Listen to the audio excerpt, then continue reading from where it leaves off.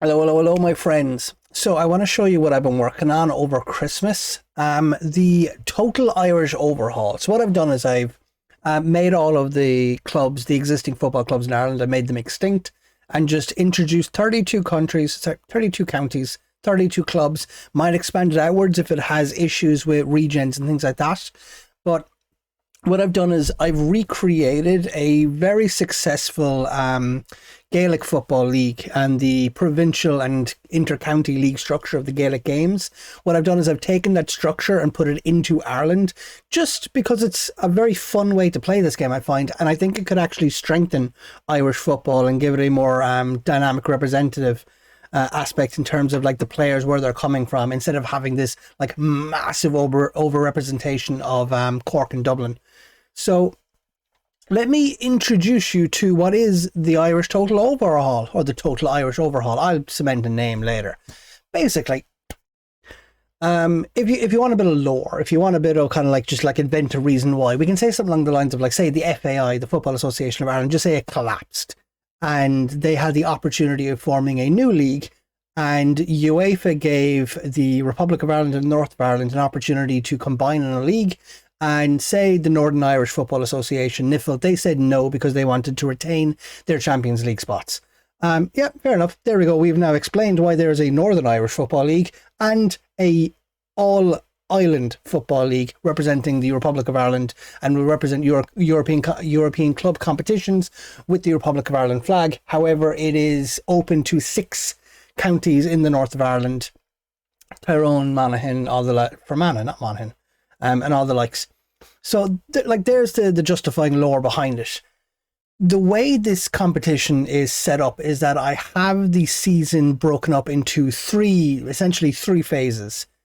Let's go into Dublin and just open this up. So you have what will be the NFL division play, the NFL division season. It's a very short season. It's only 14 games, and that goes as far as at the end of November, and then you go into what is essentially the mid-season competition, which is the Provincial Championships. The Provincial Championships, they take place between December and January, and the entire month of February is essentially a knockout competition at the very end of the month to crown Provincial Championships. Before, at the very end of the year, you have what is kind of essentially the season closer of the All-Ireland Cup competition, which is a 4-group cup competition of 8 teams in each group. They all play each other once. Top 2 teams go into the quarterfinals to essentially crown the best team in Ireland. Unfortunately, I'd love to give them the Champions League spot, but I can't. I have to do a lot of fiddling and playing around with that one. But it's a really good season closer, and that'll be in May. So essentially how it plays out is that you have your domestic competition at the very beginning, then you have a local competition, and then you have the All-Ireland competition. The way the divisions work here is you have 4 tiers of 8 teams. And what I've done is I've assigned reputations to all of them. What I've done is I've gone in and I've kind of like done this conversion algorithm to try figure out how do I like assign points for All Ireland wins and things like that. So I've gotten something that's fairly representative, and you end up with, let's have a look at it here. You end up the list. You end up with kind of like that reputation starts from national and goes all the way down to, oh, there we go, regional, yeah. Where it's funny, Kilkenny should be lower than Wexford, but we'll see what happens there. You have those 3 competitions. The thing I like about the provincial competitions as well is that the league season, because it has a group stage going into a knockout stage, and the group stage, everyone qualifies for the knockout stage, but your position in the group stage essentially is your seeding. Because how this would work would be that you have 6 teams. So the first round, the quarterfinals, would be Kerry, Limerick, Tipperary, Waterford. Let's just assume they finish this way. Positions 3rd to 6th will play the quarterfinals. The winners of those go on to play the first and second team in the semi-finals, winner playing in the final. So you're rewarded for higher finishes. Like, let's go to, because like Ulster. The way Ulster will work is whoever finishes 8th and ninth plays off in a preliminary round to then play between what is it? It's 5th and 7th. So they will then all get a knockout round, and the winners of those will play 4th to 1st, and then on and on. So you're really rewarded for your position in the actual group stage. Leinster is fun because Leinster has 12 counties, so that's broken up into Group A and Group B. And what I want to do is I want to, in the advanced editor, put this as North and South. So your provincial championship will be the same teams over and over again. So you can develop a more domestic rivalry that way. So it ends up feeling like a league in and of itself that's broken into kind of like conferences. And then you end up with like 6th, where like you have a very natural seeding make it like form its way. So like 5th, 6th, 5th and 6th to play against each other. And then the teams get introduced into the competition. And what I thought about doing was having the All-Ireland season at the very end just be the winners of these competitions. But the way the GAA started to expand out the All-Irelands was to kind of like open the preliminary rounds to it being not just the provincial champions. So I wanted to mimic that myself and basically just have it as every team in the country competes. So you essentially have 3 shots at silverware. And I think this can be really fun because it means you always kind of have something to play for no matter where in the season you are. You had a shit domestic campaign. You've got a cup competition coming up in the mid-season. You threw away the cup. Okay, you've got a group stage at the very end of the season to try and get yourself into those quarterfinals for the All-Ireland spots. You always have something to play for. And the way this works out is that because you have the 4 teams, the way I've structured this as well is that it pulls 8 teams. Sorry, it pulls the 32 teams from the 4 counties, the 4 divisions. So each group will have 2 teams from each division. So you essentially get a nice kind of like a seeded draw where you'll get 2 first division, 2 second division, 2 third division, 2 fourth division. So you kind of at the very end of the year get to see where your progress is. And that's kind of what I like about the season closer. So that's how the league structure works. Let me run you through what I've had in mind. Like, as you've probably noticed already, I've designed some logo packs for all of this. Like the All-Ireland Senior Football Championship has this crest. You have the individual crests that I've done here. I've also done kits. The kits are very basic, very bare bones. I didn't see the point in doing anything like really outlandish. But what I've also done, and I think this is the fun part, let me go to the All-Ireland. I've introduced stadiums. These are the actual stadiums. The only one that isn't is Dublin. Dublin actually play in Parnell Park, which is 22,000, with like 600 seats. But instead, they play a lot of their games in Croke Park. So I decided, fuck it, let's just give them Croke Park. But you can see here, like Semple Stadium, Tipperary, 45,000. Park Equive in Cork, 45,000. In the Gaelic grounds, I can't remember what that is in Irish. It's like Parky Gaelic or something like that. It's 44,000, 38,000, 34,000. There's some nice capacity in here. So like you've got the development of like a genuine ability to have some good attendances. I haven't edited the attendances yet, so they can be kind of reflective of the teams themselves. What I'm going to do is I'm going to look through the attendances in the provincial championships through Wikipedia and just kind of average out some numbers and then put that in the game itself. But basically what this is I'm just trying to fix Irish football by just tearing it up and redesigning it from the fucking ground up. One thing that took me a long time to do that I actually really, really like is, let's get to the, here we go, the Alliance. So start at Division 4. One thing I like about this is going to rules. You have, there we go. Where's it? I never bother checking this. Where's it? Yeah, points for a win, 2 points for a draw, 1. So what this means is because there's only 14 games, that means that draws don't really put you that far behind, and winning can really, really, really be important when needed be, because you end up in a situation where, like I said, the difference in 8th and 1st really isn't that much.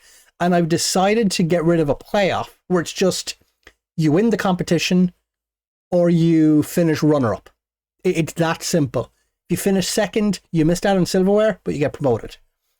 You go up here, because bottom 2, top 2. Because I thought it gets a bit messy if I have second and third, sixth and seventh. It's like, nope, season is over when the season is over.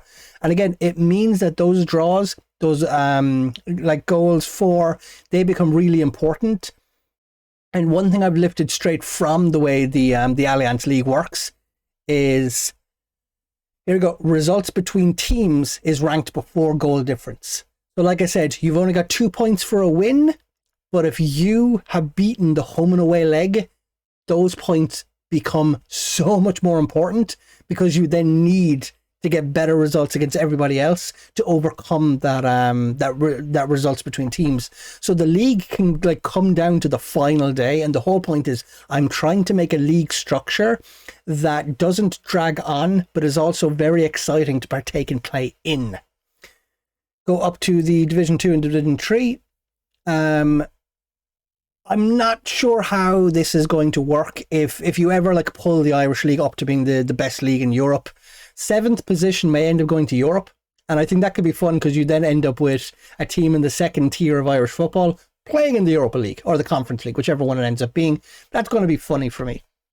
But one of the things I've done is, if you go into history, go into records, go into past winners, I've included the winners of the competition, because here's the thing, the Alliance competition, the Alliance League has been playing since 1925.